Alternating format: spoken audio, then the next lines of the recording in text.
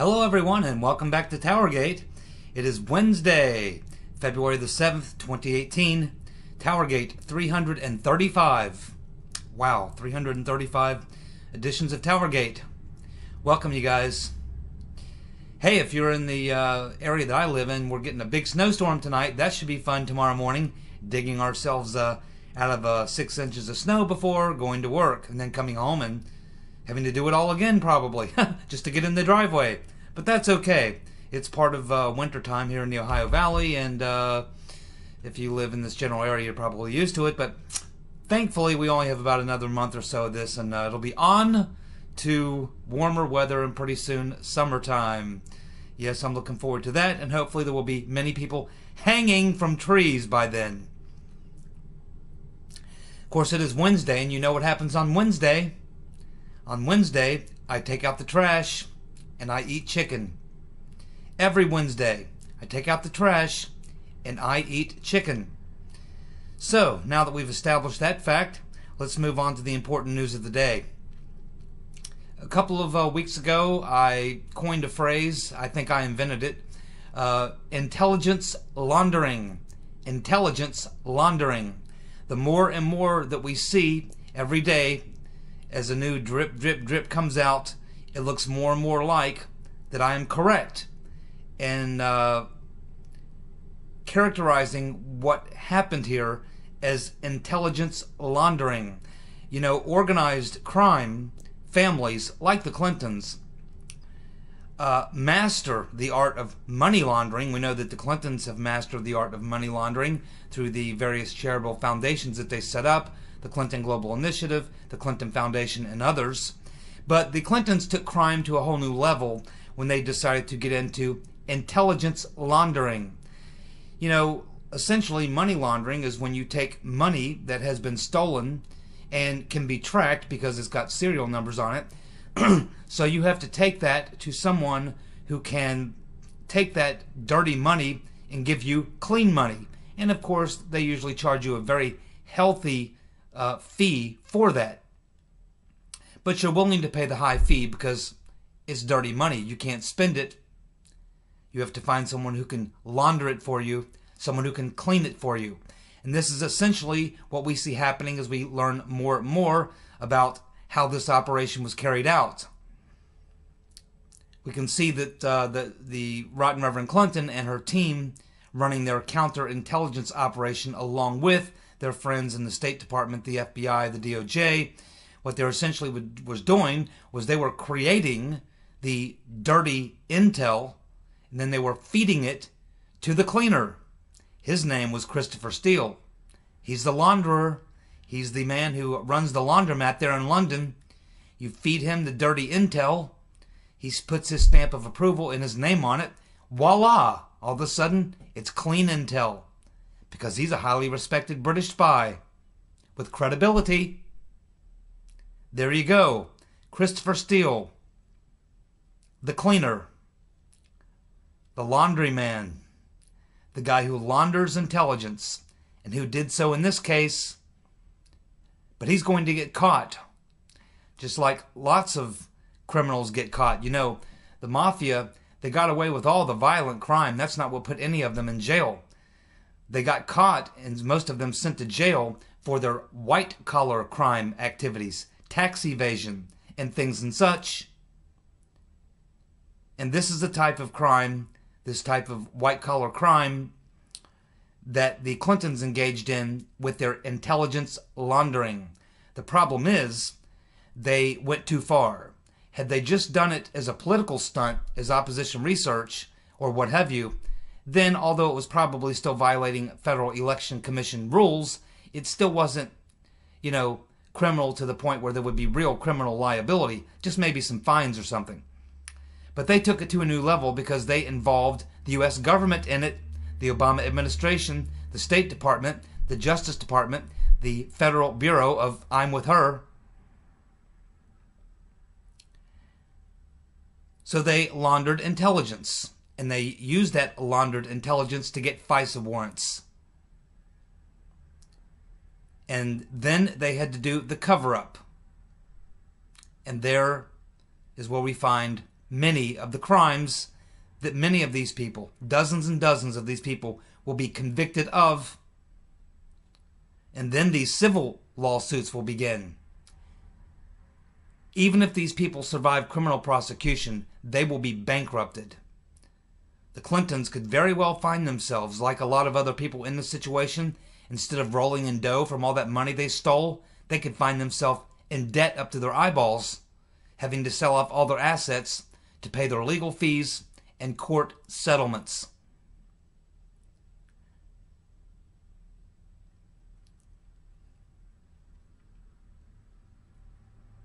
How crazy and determined is the deep state? That's a very good question, isn't it? They're pretty crazy and they're pretty determined. Well, how about this? The investigation into Trump-Russia collusion is still going on. I kid you not. After the Cody Shiver memo came out last Thursday night, Friday, Byron York at the Washington Examiner began immediately working on the story of this second memo, the second dossier by Cody Shiver. And in doing so, he contacted the public relations folks over at the FBI to ask them some questions, and they told him, really, of course, they can't comment on it because it's part of an ongoing investigation. We also had, just a couple of weeks ago, when Glenn Simpson was being asked some questions, and he suggested that he is still working on the Trump-Russia case, and that he is still being paid by a client to work on this case. So there you go. How crazy and determined is the deep state? Well, crazy enough that even with everything that's going on, they're still pursuing the Trump-Russia investigation. Of course, we know what Uncle Bob's doing. Uncle Bob Mueller, the executioner, and the Hillary donor posse, along with Mr. Weissman, who's still there, who shouldn't be. There you go. That's how crazy they are, or desperate.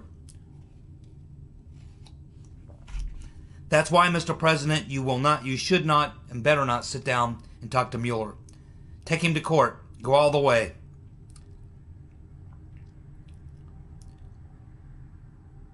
Trump is holding the line on the border wall.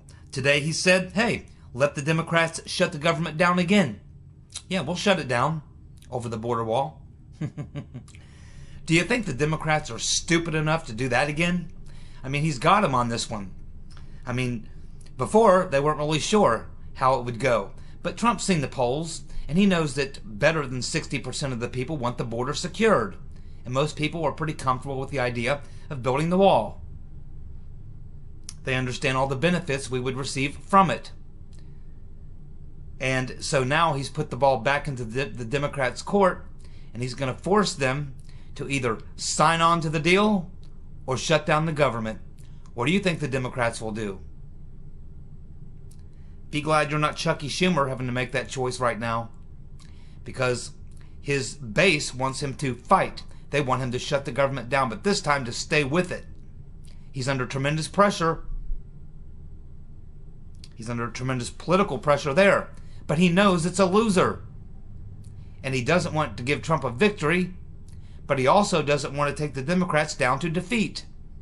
He has painted himself, as I said before the last shutdown, he and Pelosi and the DNC have painted themselves into a corner that's nothing but a loser. There is no winning position that they have put themselves into. It's a losing position, no matter which way he turns.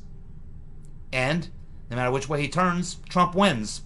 If he shuts down the government, Trump wins. If he signs on to the deal, Trump wins. You tired of winning yet? I didn't think so. I'm not. I won't be tired of winning until there are deep state swamp monsters, probably every one of them on Mora's list, hanging from lampposts in the District of Columbia. That's when I might be tired of winning. Here's a good question for you. You ready for this one? Was the rotten Reverend Clinton, crooked Hillary, receiving the intel collected from the FISA warrants and surveillance and unmasking? Let me say that again.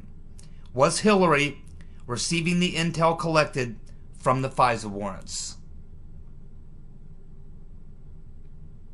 What if we find out that the intel mined and collected from those FISA warrants and the surveillance that followed and the unmaskings that followed found its way into the rotten Reverend Clinton's playbook? Go back and watch the second debate. In the second debate, the rotten Reverend Clinton dropped a few lines of, Trump's too friendly with Putin, Trump and the Russians, Trump, Putin. And then in the third debate, it was all Putin and Trump all night long. She used references to Putin and Trump over a dozen times. Yet, the memo or the dossier was not dropped by BuzzFeed until, 4 months later, on January the 10th, 2017. But yet, in September and October of 2016, the rotten Reverend Clinton and Robbie Mook and some others on her team were dropping all sorts of Trump-Russia collusion comments and things. And she used it as a primary point in the debates. Somewhat in the second debate and a lot in the third debate. So she was clearly getting information, wasn't she? How was she getting that information? Where was she getting that information from? Well, we know the only place that information was coming from. So now let me ask you again.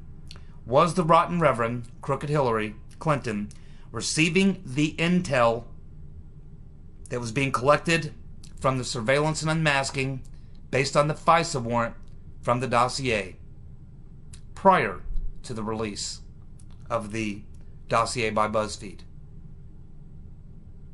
When you answer that question, and if you can find evidence that the rotten Reverend Clinton was getting a flow of intelligence based on the dossier that she created, using the launderer, the cleaner, Mr. Steele in London, to get it done, my friends, you will have just about unraveled this.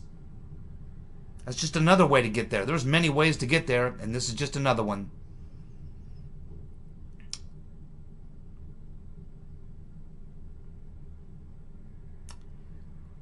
We have some more information on Jonathan Weiner. As you know, yesterday Chuck Grassley came out and he had a press conference, and I think he was really speaking more to the FBI I'm With Her director, Christopher No Shit Sherlock Ray, because he challenged him to declassify the information that was in the letter that Grassley sent to Christopher Ray and Rod Rodenstein, asking them to investigate Christopher Steele for perjury and making false statements. Of course, a lot of that letter had to be redacted. And so Grassley's point was, we are working right now in the Senate Judiciary Committee to go through the process to declassify that stuff so that we can give you the unredacted version.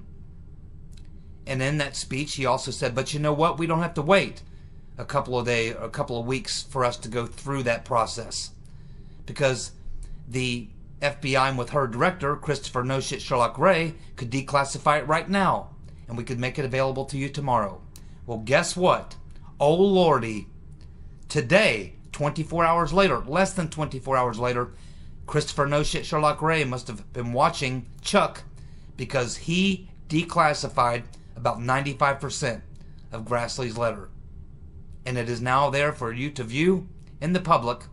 And so now we have some names and some other information that was redacted.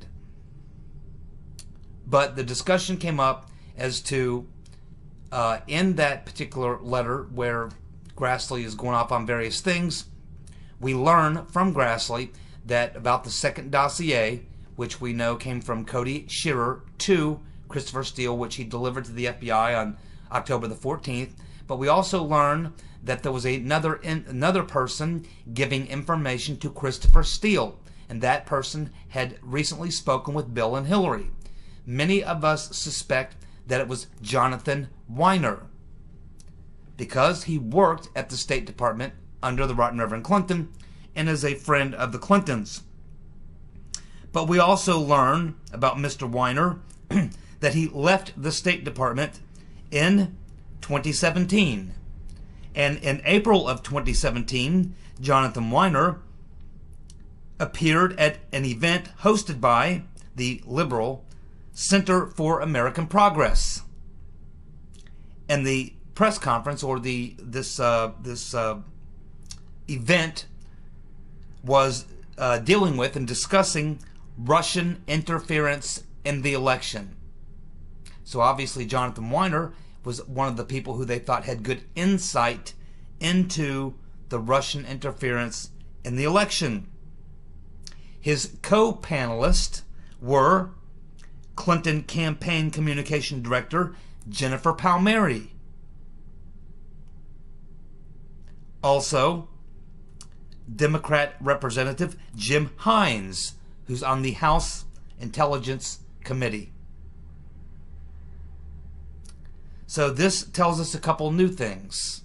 It gives us more association with Mr. Weiner being that close to be invited to this event, talking about the Russian interference, which tells us that he had an interest or some role to play in commenting on that or having some involvement with that topic, as well as the fact that he's there with the Right Reverend Clinton's Campaign Communications Director, Jennifer Palmieri, who was the propaganda mouthpiece for the Clinton campaign. She ran the propaganda. And then you've got Jim Himes of the House Intelligence Committee. Maybe we should be looking at Mr. Himes as a possible leaker. What do you think? But there you go, just more evidence. I think it's about 90% sure that the person who passed that information on behalf of Bill and Hillary to Christopher Steele was Jonathan Weiner. I think that name may be unredacted now, and we'll know for sure. Jim Jordan is now focusing on Sidney Blumenthal and Cody Shiver. He thinks that Clinton used these guys to pass info to Steele. Well, of course he did. We know that. We know he passed. We know that Shiver passed the dossier to Steele. That's a known fact on when that happened, and we know that Steele then passed it to the FBI on October 14th. But I think that Jim Jordan means something much deeper here. I think what Jim Jordan is saying is basically what I've been saying, which is that this dossier was basically a creation of people within the Clinton inner circle, which would be Podesta, probably Blumenthal, Shearer, and probably Bill Clinton, and a couple other their cronies, probably a handful of people within the Clinton inner circle that created all of this, and then found the launderers and the various other players and the patsies that they could throw into it for the smoke and mirrors deception campaign to make it look like it was a legitimate piece of opposition research and then a legitimate piece of intelligence for the FBI and others to investigate, when in fact it was nothing more than a story put together by the Clintons and their friends to fix the election against Trump the way they did against Bernie. But it failed. She lost. And now their chestnuts are roasting under the fire, over the fire, probably in the fire, all around the fire, everywhere. There's fire everywhere. And their nuts are roasting. A squad of B-52s has devastated the final territory held by ISIS in Iraq, and also they have been bombing the narco factories in Afghanistan. In fact, they just set a new record for the most smart bombs ever being dropped on a target. And they just completed a 96-hour-long, consecutive 96-hour-long bombing campaign in Afghanistan. I'm telling you, Trump's going after the terrorists. He said he was going to wipe them out. Man, he's doing it.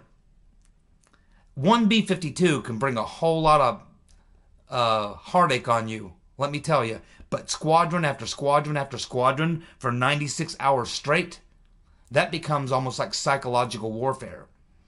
I know what it's like to try to sleep with like bombs blowing up all night long, because when I was in the Army, we had a tank range, and they were like 20 miles away. But when they would be shooting the rounds at night, it would be boom, boom, boom. It would vibrate the glass in our windows. You couldn't sleep. And it got to be almost like Chinese water torture. And it would be night after night after night after night.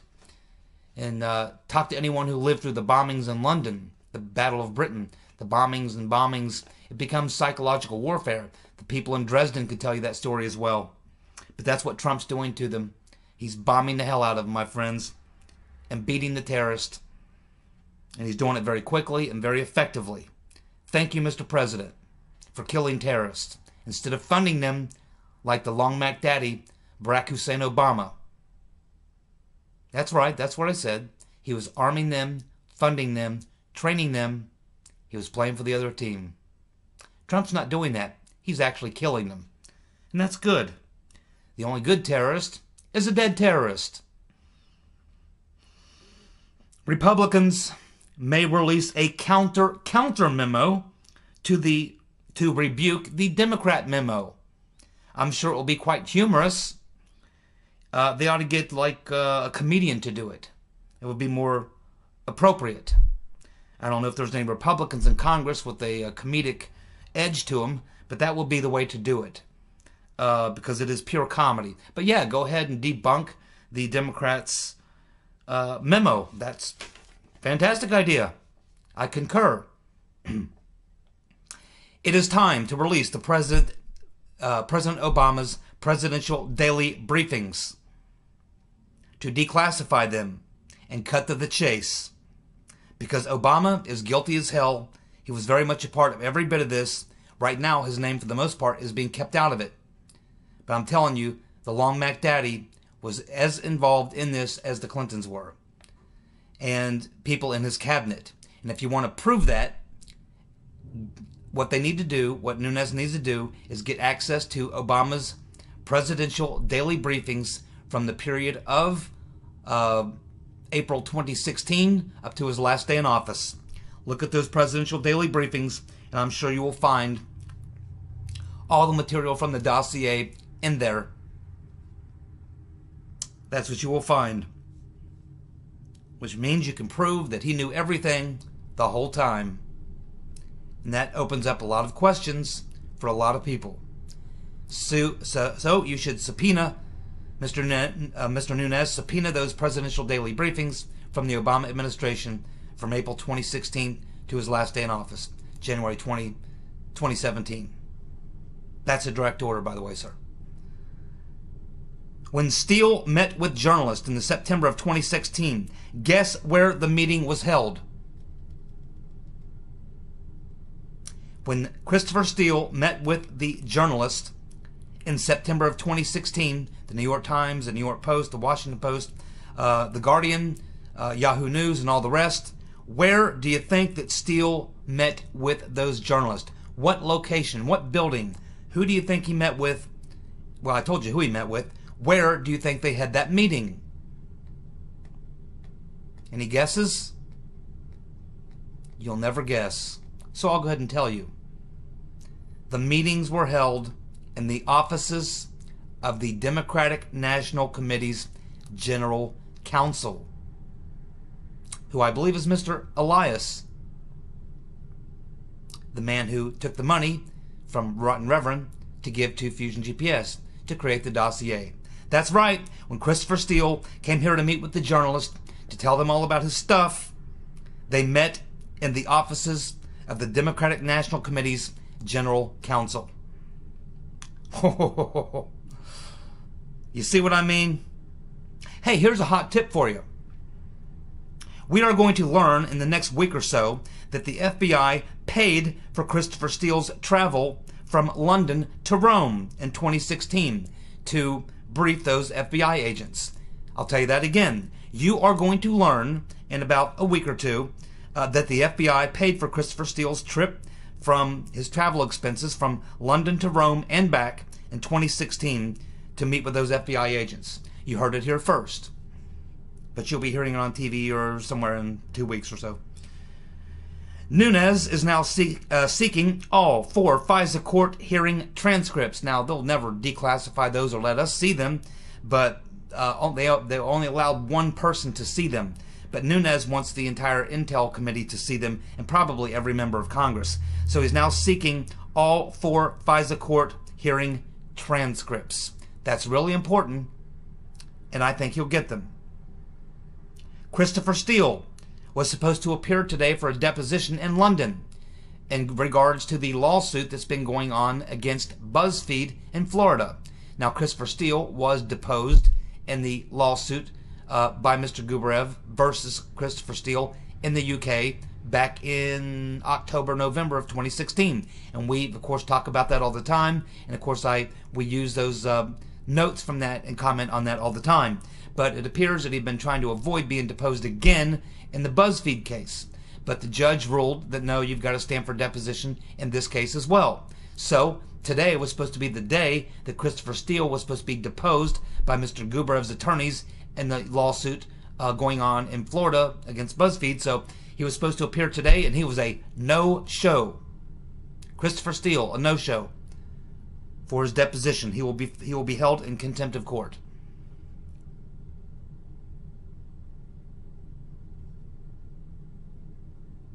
So as I just mentioned, Christopher Wray, no shit Sherlock Wray, the director of the Federal Bureau of I'm With Her, has redacted 90% of the recently released letter from Chuck Grassley, and it will be available today.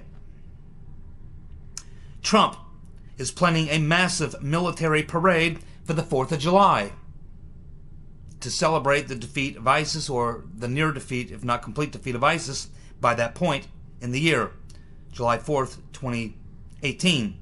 Now, he's doing it, of course, to tweak the liberals and force their hand, because Trump has figured out that everything that he's for, especially anything like using the word God, defending religion, defending the flag, praising the military, anything like that, anything Trump is for, they are against. So now he's figured that out. So now all he has to do is say, hey, come out, I'm for the military, knowing good and well that their automatic knee-jerk reaction will be that they have to be against it or opposed to it. Anything he's for, they must be against. So all he has to do is come out and be for all the good things in life and in America, and they'll be opposed to it all. It's almost like that episode of Seinfeld where what's his name, George, decides that he'll just start doing the exact opposite of everything he used to do, and things start working out. And that's what Trump's learned he can do. He can just start praising things that he knows are good and right and popular and wholesome, and he knows the Democrats will come out and oppose it just because it's knee-jerk reaction. They have no choice. They suffer from liberalism, the mental disorder. A lot of you are laughing right now. That's okay. You're allowed to laugh. You can laugh with me, just don't laugh at me. I can laugh at myself, though. Isn't this fun? And it's not even Friday. Hey, did Cody Shiver concoct the P-Gate story? It looks like he did. He will be asked about it. You can bet on that very soon. Now, the reason that I mention this is because if you remember, no, you probably don't remember, it's been so many months ago, but back in 2016, I think October, November, right around Thanksgiving, there was just a tiny little story that came out about this reporter from The Guardian named Luke Harding. And he said in this, just a bit, he just said, hey, I learned about the P-Gate story long before anyone else because I was told about it in an email I received from a Hillary Clinton campaign official. So he's saying he gets an email from a Hillary Clinton campaign official long before any of this was ever even talked about, and they were telling him about this P-Gate story. So now this is finding its way back, it's working its way back, and people are starting to look at that comment he made from quite a long time ago. They're looking at it now again and saying, wait a minute, let's go back and revisit this. So now there's probably some people that want to interview Luke Harding of The Guardian, because the person most likely that would have given him that is probably Blumenthal or Shearer himself, who of course provided the original dossier to Christopher Steele, which became the Christopher Steele dossier. They're the same dossier, by the way. There wasn't two dossiers. It's just one. Now, finally, I'm going to provide you all with a wonderful laugh. Peter Schiff was set up.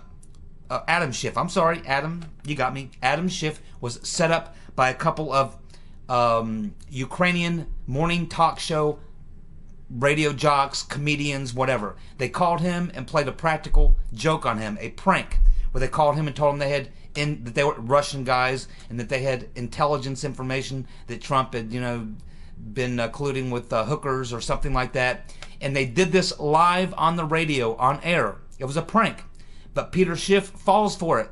Not only does he fall for it, but even after they reveal that it's a prank, people from his office continue to follow up with these two comedians, still thinking it's actually maybe real.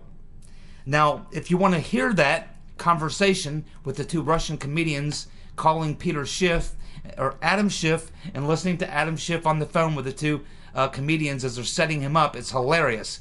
H.A. Goodman has got it on his video. So I'm going to provide a link right in the description. All you got to do is click on it, and it'll be H.A. giving you about a minute or two, to tell you what's going to go on. Then you can hear the entire hilarious conversation between these two Ukrainian radio jocks, comedians, setting up Adam Schiff in a prank.